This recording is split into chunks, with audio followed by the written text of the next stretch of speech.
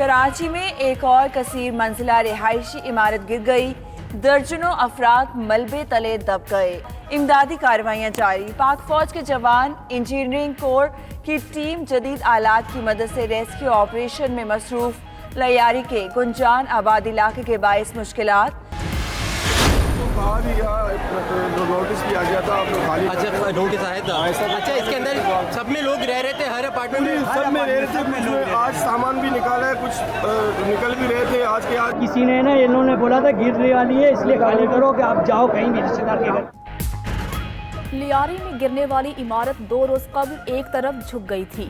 عینی شاہدین کے مطابق عمارت خالی کرنے کا نوٹس ملنے کے بعد لوگ سامان نکال رہے تھے کہ حادثہ ہو گیا۔ 5 منزلہ عمارت میں 40 سے زائد فلیٹس تھے۔ کمشنر افتخار شلوانی کہتے ہیں کہ عمارت میں 4 سے 8 خاندان موجود تھے۔ 30 کے قریب افراد ابھی ملبے تلے دبے ہیں۔ ادھر گرنے والی عمارت سے ملحقہ بلڈنگ بھی متاثر ہو گئی۔ گورنر اور وزیر اعلیٰ سندھ کا رہائشی عمارت گرنے کا نوٹس، امدادی کارروائیوں کے بعد انکوائری رپورٹ بھی طلب۔ میئر کراچی وسیم اختر کی ریسکیو عملے کو انسانی جانوں کا تحفظ یقینی بنانے کی ہدایات۔ خالد صدیقی کا عمارت گرنے پر اظہار تشویش۔ کراچی غیر قانونی اور غیر معیاری تعمیرات کا گڑھ بن گیا۔ 6 ماہ میں عمارت گرنے کا تیسرا واقعہ پیش آیا۔ لیاری میں 2 اور گلبہار میں 1 عمارت منہدم ہو چکی۔ سندھ بلڈنگ کنٹرول اتھارٹی 300 سے زائد عمارتوں کو مخدوش قرار دے چکی۔ ہر حادثے کے بعد تحقیقاتی کمیٹیوں کا قیام، نتیجہ کچھ نہیں نکلتا۔ لاک ڈاؤن کے دوران غیر قانونی تعمیرات میں تیزی سے اضافہ ہونے کا بھی انکشاف۔ امریکی صدر کا ایک بار پھر چین پر الزام۔ ٹرمپ نے چین کی 33 کمپنیوں پر پابندی عائد کر دی۔ امریکی سینیٹر رک اسکاٹ کی بھی چین کے خلاف ہرزہ سرائی۔ ویکسین کی تیاری میں رکاوٹیں ڈالنے کا الزام۔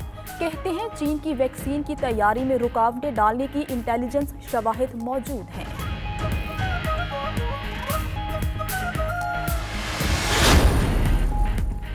امریکی نمائندہ خصوصی سلمی خلیلزاد کا وفد سمیت پاکستان کا اہم دورہ۔ Army chief general Qamar Javed Bajwa سے ملاقات۔ ISPR کے مطابق ملاقات میں افغان مہاجرین کے مسئلے اور افغان امن عمل پر تفصیلی تبادلہ خیال کیا گیا۔ پاک افغان سرحدی انتظام کے امور بھی زیر غور آئے۔ مشترکہ مقاصد کے حصول کے لیے 2 طرفہ اقدامات جاری رکھنے پر بھی اتفاق ہوا۔ حکومت کا 29 ارب روپے کی سبسڈی کا معاملہ نیب کو بھیجنے کا اعلان۔ شہزاد اکبر کہتے ہیں شوگر انڈسٹری میں ریکوری کا معاملہ FBR کو بھیجا جا رہا ہے۔ چینی کی برآمد کا معاملہ اسٹیٹ بینک دیکھے گا۔ کارٹلائزیشن کا معاملہ مسابقتی کمیشن کو بھیجا جا رہا ہے۔ مزید کہا کہ شاہد خاقان نے سلیمان شہباز کی ایما پر سبسڈی کے نام پر عوام کو 20 ارب کا چونا لگایا۔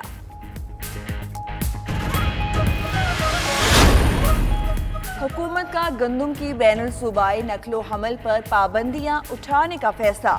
گندم کی درآمد کی اجازت اور ڈیوٹی ختم کر دی جائے گی۔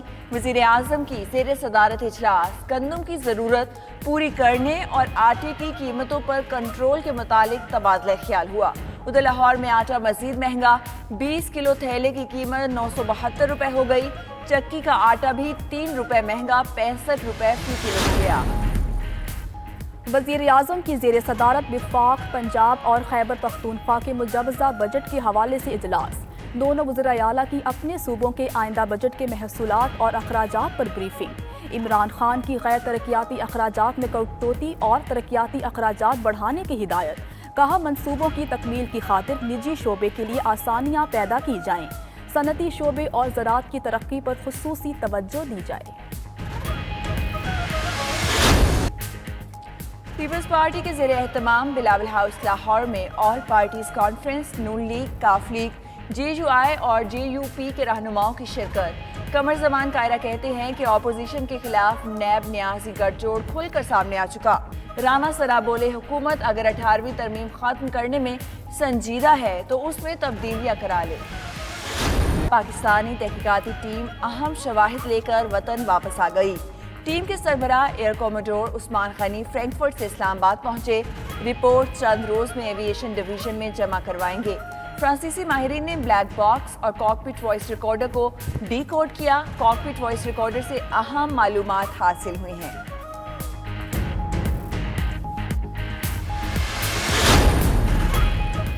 قومی کرکٹر رومان رئیس کے ہاں بیٹی کی پیدائش. فاسٹ بالر نے اپنی بیٹی اور فیملی کے ساتھ تصاویر سوشل میڈیا پر شیئر کی. رومان رئیس کا بیٹی کی پیدائش پر اظہار مسرت، مداحوں سے دعا کی درخواست کی.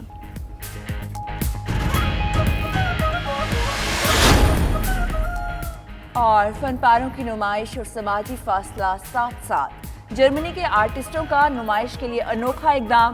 ایئرپورٹ کی کار پارکنگ میں 300 سے زائد خوبصورت فن پارے سجا دیے. شہریوں نے بھی گاڑی میں بیٹھ کر منفرد نمائش دیکھی. فنکاروں کے کام کو خوب سراہا.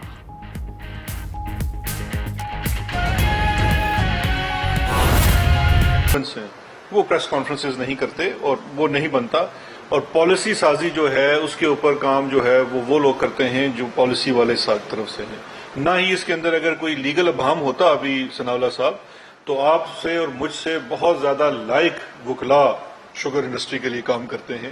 ابھی تک میری اطلاع کے مطابق پچھلے 2.5 مہینے سے وہ ریٹ کرنے کے لیے دوڑے پھر رہے ہیں، ان کو گراؤنڈز نہیں مل رہی. تو اگر اس میں کوئی اس قسم کی لیگل ایشو ہوتا تو وہ ایک بات ہوتی. دوسرا سوال آپ کا بڑا اہم ہے. میرا نہیں خیال کہ پاکستان تحریک انصاف کی اس چیز کے اوپر آپ کو ڈاؤٹ ہونا چاہیے کہ روایات بھی ہم نے قائم کی اور انشاءاللہ روایات کی پاسداری بھی ہم کریں گے. لیکن میرا یہ خیال ہے کہ اس میں تھوڑا سا آپ زیادتی یہ کر رہے ہیں کہ ہم اس کی چیزوں کو دیکھ لیتے ہیں کہ جو آپ نے اسد عمر صاحب کے بارے میں سوال کیا. شوگر کمیشن کے مطابق، اس رپورٹ کے مطابق، جس وقت ایکسپورٹ کی اجازت وفاقی حکومت نے دی، ملک میں جو ایکسیس سٹاک موجود تھا، شوگر کمیشن یہ کہتا ہے کہ جو آپ کی قیمتوں میں بڑھوتی ہوئی، مارکیٹ مینیپولیشن ہوئی، اس چیز کو استعمال کر کے کہ ایکسپورٹ کی اجازت دینے کی وجہ سے ذخائر کم ہو رہے ہیں، لیکن انہوں نے یہ ایگری کیا کہ اس سے ذخائر کم نہیں ہوئے. نمبر 1 یہ. نمبر 2 یہ کہ جب ان کی یہ پیش ہوئے، رزاق داؤد صاحب بھی پیش ہوئے، اسد عمر صاحب بھی پیش ہوئے، اور انہوں نے 2018-19 میں ایکسپورٹ کی اجازت دینے کی ایک بڑی وجہ جو ہمیں اس وقت ایک ڈیفیسٹ تھا ڈالرز کا روپی کے اوپر، وہ وجہ بتلائی گئی اور اس سے انہوں نے اگری کیا کمیشن نے. لیکن اس کے باوجود یہ معاملہ ہم نیب کو دے رہے ہیں کہ اگر ان کے اوپر کوئی الزام بھی نیب لگاتی ہے تو اس چیز کا فیصلہ اس وقت کیا جائے گا اور وہ لوگ فیصلہ کریں گے. دوسرا، پنجاب کی بات میں جو چیز ہے، اس میں پنجاب میں انہوں نے جو سبسڈی دی، جو کمیشن کہتا ہے کہ جو سبسڈی دی اس کے اندر کاسٹ آف پروڈکشن اسیس نہیں کی. یہ وہی والی غلطی ہے جو ماضی میں بھی ہوتی رہی ہے، اور اسی چیز کو ہم نے بھیج دیا ہے نیب کو. اب اگر نیب نے اس کے اندر یہ دیکھنا ہے کہ کون سے لوگ ہیں جن کی یہ ذمہ داری بنتی تھی کاسٹ آف پروڈکشن نکالنا. جب وہ نیب اپنا چیز فائل کرے گی تو اس وقت ظاہری بات ہے وہ ہر جو اس میں کا فیصلہ کرے گا. لیکن آپ سٹیپ ایٹ اے ٹائم ہے. سٹیپ ایٹ اے ٹائم یہ ہے کہ آپ پہلے شوگر کمیشن بناتے ہیں، آپ اس کی رپورٹ پبلک کرتے ہیں، اس کی سفارشات کی مد میں جو چیز سامنے آتی ہے. مطلب دیکھیں، اگر ہم یہ کمیشن بناتے اپنے دور کو چھوڑ دیتے، باقی دور کا بنا لیتے، تو آپ سر یہ میں کسی کے سٹیپ ڈاؤن کرنے پہ کیسے جواب دے سکتا ہوں؟ ابھی ویسے آج ہی ادھر ہی ہیں بزدار صاحب، آپ جائیں ان سے مل لیں پنجاب ہاؤس میں. لیکن میرے آپ سوال کا جواب سمجھ لیں کہ یہ ایک سٹیپ ہے نیب کو دیا جانا. جب یہ سٹیپ نیب کے پاس چلے جائے گا، نیب نے اپنی انویسٹیگیشن کرنی ہے. وہ اس میں سے کمی بھی کر سکتی ہے، اس میں بڑھوتی بھی کر سکتی ہے. اس کے باوجود یہ معاملہ ہم نیب کو دے رہے ہیں کہ اگر ان کے اوپر کوئی الزام بھی نیب لگاتی ہے تو اس چیز کا فیصلہ اس وقت کیا جائے گا اور وہ لوگ فیصلہ کریں گے. دوسرا، پنجاب کی بات میں جو چیز ہے، اس میں پنجاب میں انہوں نے جو سبسڈی دی، جو کمیشن کہتا ہے کہ جو سبسڈی دی اس کے اندر کاسٹ آف پروڈکشن اسیس نہیں کی. یہ وہی والی غلطی ہے جو ماضی میں بھی ہوتی رہی ہے، اور اسی چیز کو ہم نے بھیج دیا ہے نیب کو. اب اگر نیب نے اس کے اندر یہ دیکھنا ہے کہ کون سے لوگ ہیں جن کی یہ ذمہ داری بنتی تھی کاسٹ آف پروڈکشن نکالنا. جب وہ نیب اپنا چیز فائل کرے گی تو اس وقت ظاہری بات ہے وہ ہر جو اس میں کا فیصلہ کرے گا.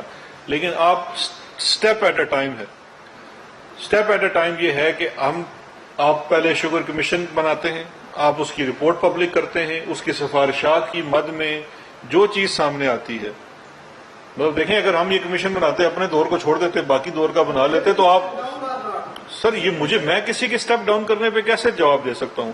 ابھی ویسے آج ہی ادھر ہی ہیں بزدار صاحب, آپ جائیں ان سے مل لیں پنجاب ہاؤس میں.